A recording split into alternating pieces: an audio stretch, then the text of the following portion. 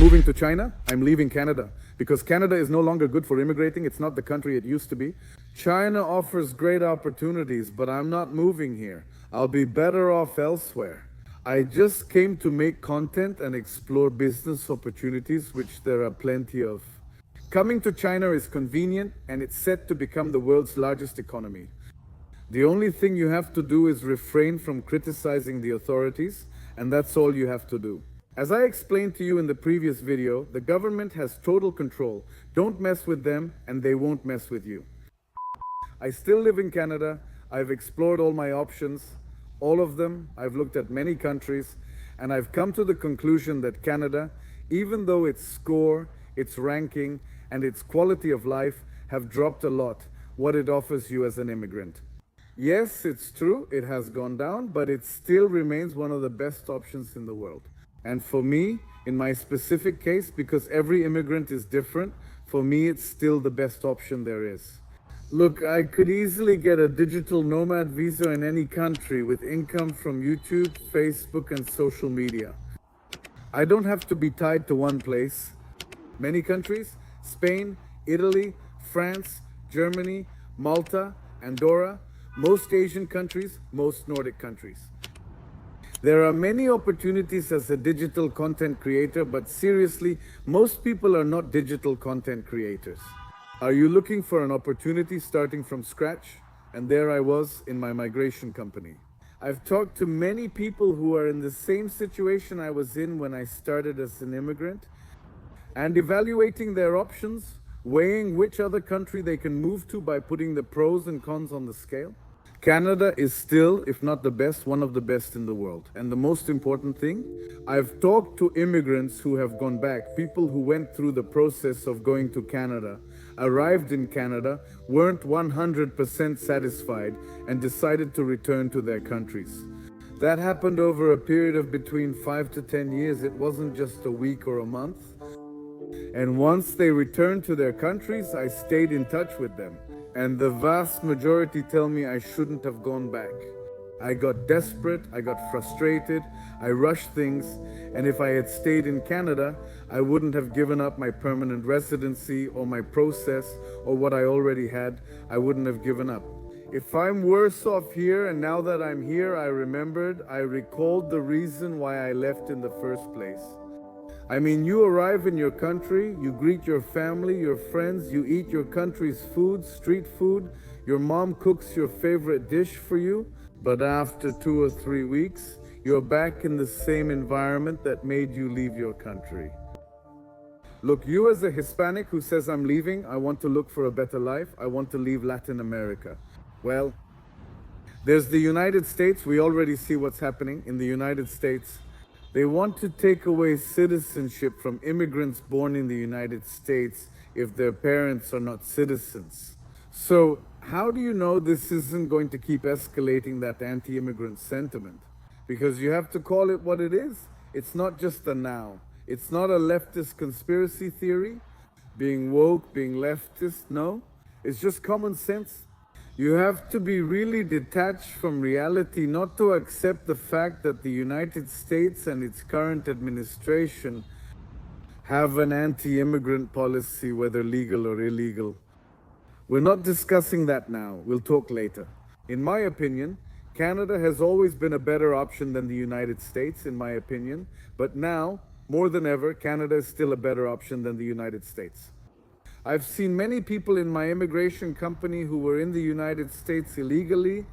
Legally, once they arrive in Canada, they tell me there are disadvantages. It's colder, some things cost more, and housing is harder to find. But I do feel more at ease. I'm better off than in the United States, or my children are more at ease than in the United States. I also know immigrants who say they left Canada for another country, like the United States or another country in Europe, and they feel halfway in between. They tell me, no, I was the same in Canada, or I was better in Canada, or maybe I'm a little better here. Not because the country is better, but because of specific circumstances they have. But really, for someone to say, I'm glad I left, I don't know anyone who says, I'm glad I messed up by leaving Canada. Why did it take me so long to leave? No, that's very, very, very rare. I haven't met him. I'm not denying he exists. Maybe someone is out there, but I haven't met him. So do you take this data into account?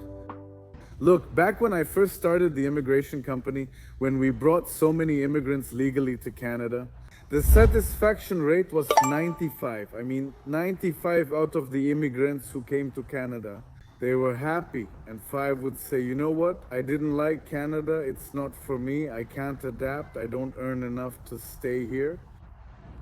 That satisfaction rate went up. The approval rate as an immigrant went down. It's no longer at 95 like it used to be. I can't give you an exact number, but I've talked a lot with immigrants who tell me that Canada isn't giving them what they expected it would. But even so, I stay because they started to explore their options. Well, I could go to Germany. I have to learn German. That's it. Worse in terms of cold and feeling out of place in society is the United States.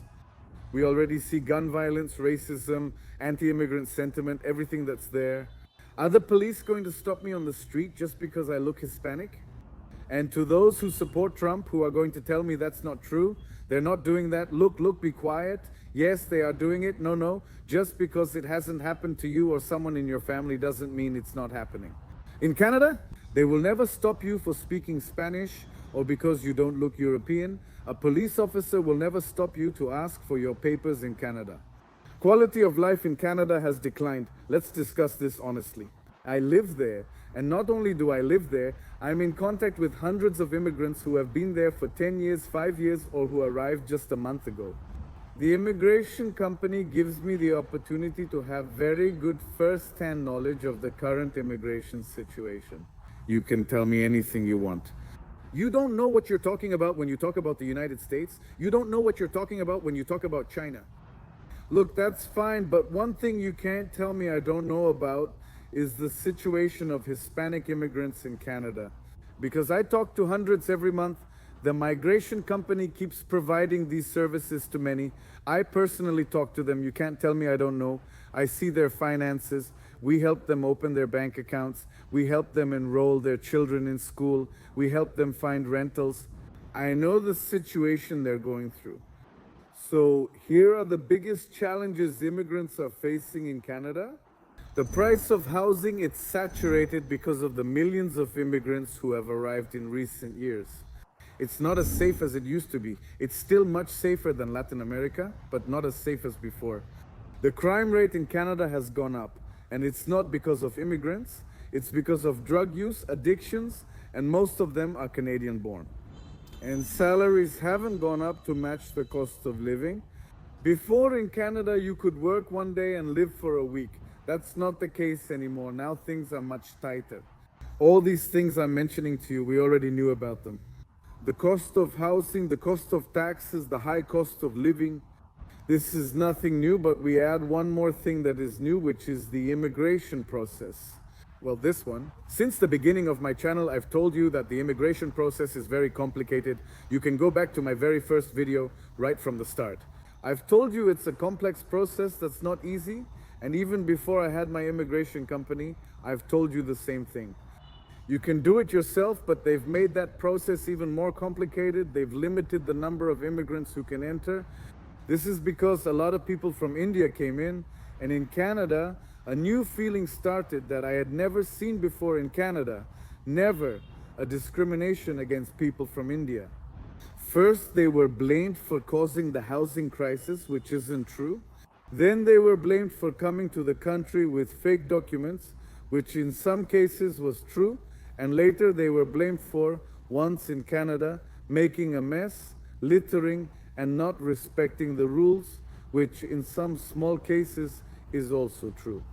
So, Canadian society is now adopting a behavior that I haven't seen in the more than 20 years I've lived in Canada, which is discriminating against a certain group. So yes, it's no longer the same country that was almost a paradise on earth back in 2002 when I arrived. Honestly, yes, it has declined. But if you evaluate your options, whether it's staying in your country, anywhere in Latin America, or going to another country, Canada is still a very, very good option. It does offer you a better quality of life. It does offer more security than what we have. and it does offer you a salary to expense ratio, better than in Latin American countries. And we have to talk about this very, very clearly, like I've told you from the beginning. Yes, you're going to work 5, 10 years until you start to more or less understand. I mean, the advantages of coming to Canada will take years before they start to take effect. But the immediate disadvantages, even before you get off the plane, are already affecting you. All the disadvantages of Canada, its climate, high taxes, cost, and decreased safety are all concerns. Your money and the Canadian dollar don't stretch as far, and the economy isn't performing like before. Personally, I think this was largely caused by COVID and by the relationship with the United States. And these things will adjust over time, and that's where we need people who are willing to do the work and make the sacrifices that a Hispanic person can do very well. I've told you from the beginning, and I'll say it again, I will never take back this statement. I stand by it 100%. We Hispanics are a crucial part for Canada's economy to become what it once was, or for it to keep growing.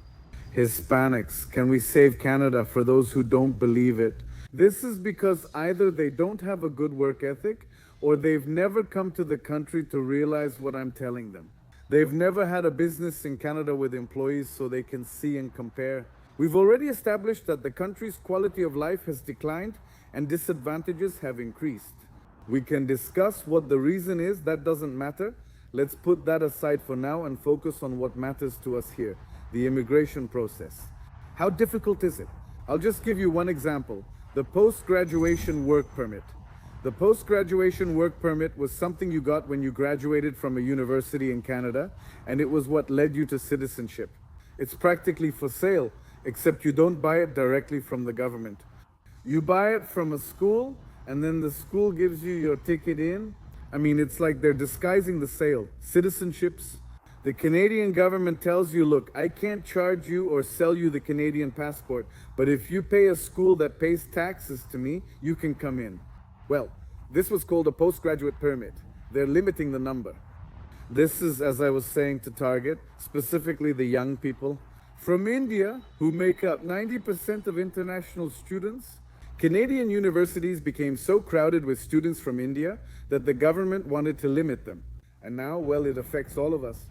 The postgraduate permit is no longer given to just anyone who graduates, and not every university or course grants it anymore. Before, you could even take an English course, graduate, and stay, but they've added more and more restrictions each time. Once you graduate, you get your postgraduate permit and you can work in anything. They've also limited that now. They've put limits, what specific jobs and which industries will allow you to stay legally after you graduate. This is a big obstacle. It's definitely tough. The student route isn't the only way to come. There are many other ways, but this used to be a very easy and safe one. It guaranteed that if you made the investment of paying for a school, you had a very open path to citizenship, but not anymore. Here comes the hard part. As a part owner of an immigration company, it was difficult for me. It's better to tell them you can't do it yourself, you just need help from an advisor. You know, I've told you from the start of my immigration company, you can do it yourself. But now with all these restrictions, with everything they've put in place, the selection process, you really have to be careful about which path you take and be well informed. The official website of Canadian immigration gives you the steps to follow, but it doesn't give you personalized advice.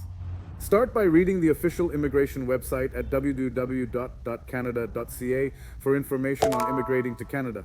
It covers everything, and if your case is simple, you can handle it yourself. Yes, you can still do the immigration process yourself, but since it's so limited now, the options are very restricted. It's a better idea that before you hire any consulting service, you ask yourself, which consultant do you want to hire? Look, believe me, I know a lot of immigration consultants, whether it's me, whether they like me or not, it doesn't matter. The truth is that they will give you professional advice. It doesn't matter if an immigration consultant supports my content or not, that doesn't matter. Leaving that behind, everyone I've met, whether they like me or not, they're good people. I recommend this person to you.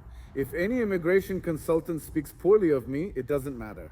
There's still an accredited person. You can trust and choose whoever you want. Where should I start? I mean, what's my first step? Your first step is to go to the official immigration site of Canada and check out all the programs. There you'll find the requirements, look at them one by one. I'll save you some time and tell you about them. I mean, you need to have a university degree, a master's, funds to come, English, a job offer, and experience working in a field. Canada faces a worker shortage. Is it among these 6? If you have 1 or 2 or 3, start checking the programs one by one on the official immigration website. Have you checked them yet? Any questions? Hire an advisor of your choice, anyone who is accredited. This is the regulatory body of immigration advisors.